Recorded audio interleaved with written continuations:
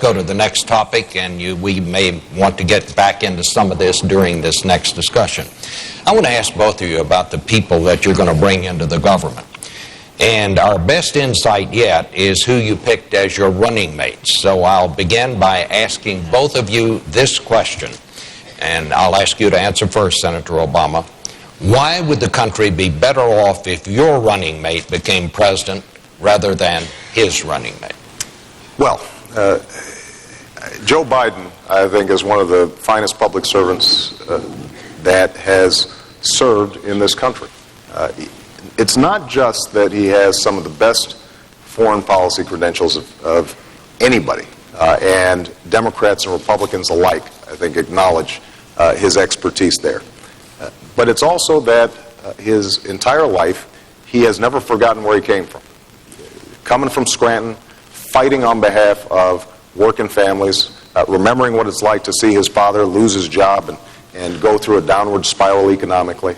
And as a consequence, his consistent pattern throughout his career is to fight for the little guy. That's what he's done when it comes to economic policies that will help working families get a leg up. That's what he's done when it comes to, for example, passing the landmark 1994 crime bill, the Violence Against Women's Act.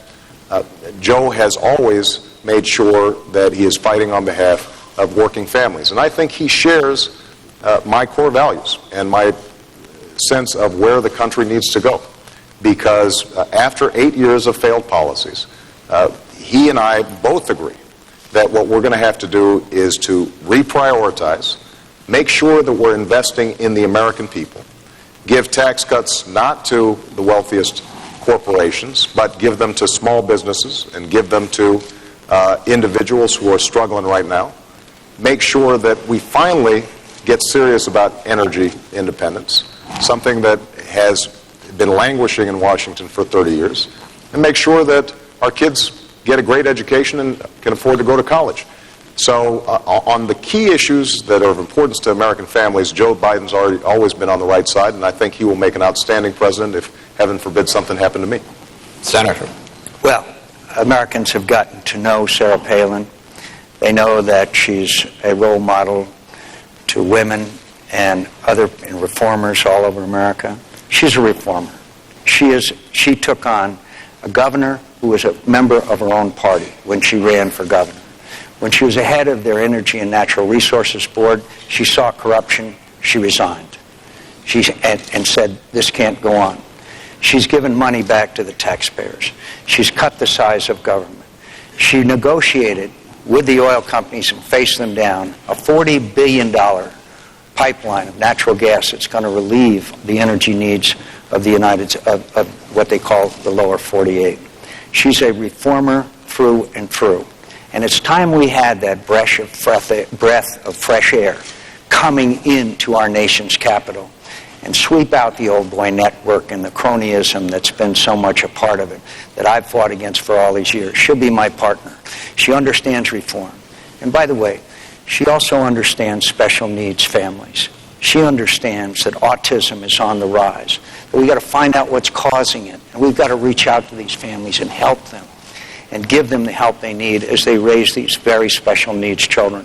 She understands that better than almost any American that I know. I'm proud of her. And that she has ignited our party and people all over America that have never been involved in the political process. And I can't tell you how proud I am of her and her family. Her husband's a pretty tough guy, by the way, too. Do you think she's qualified to be president?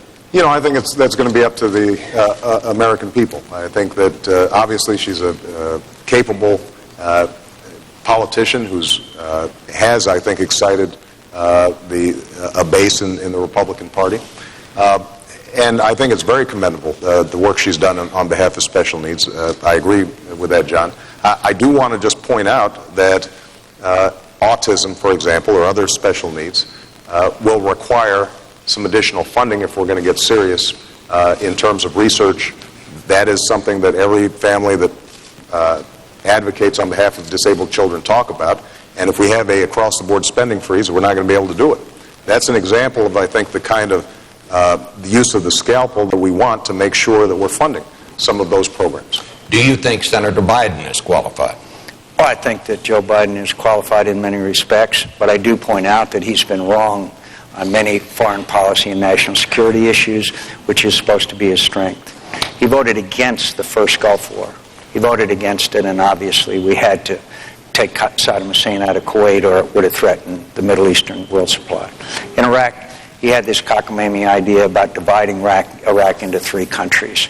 We're seeing Iraq united as Iraqis. It's tough, hard, but we're seeing them. We're now about to have an agreement for status of forces in Iraq coming up. There are several issues in which, frankly, Joe Biden and I openly and honestly disagreed on national security policy, and he's been wrong on a number of the major ones. But again, I want to come back to, notice every time Senator Obama says, we need to spend more. We need to spend more. That's the answer. Why do we always have to spend more? Why can't we have transparency, accountability, reform of these agencies of government? Maybe that's why he's asked for sought and proposed $860 billion worth of new spending, right, and wants to raise people's taxes in a time of incredible challenge and difficulty and heartache for the American Let's go to a new topic here. We're running a little behind. Let's talk about energy and